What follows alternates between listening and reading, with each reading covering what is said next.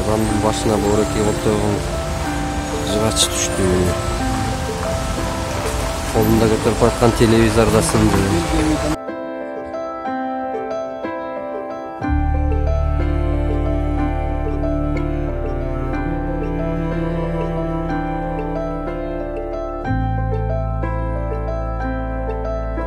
Мына Чүй улица,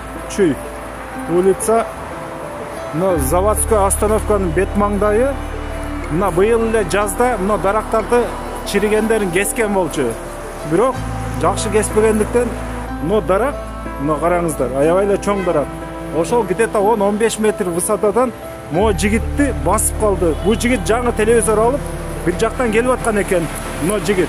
Буга азыр скорый помощь, милициянын жардамы керек. Мына телевизордун да өзүнүн да ден соолугуна колуна катуу тийди.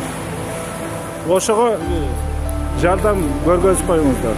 Мына видеосу бар менде. Мына дарак мына жактан сынып түштү.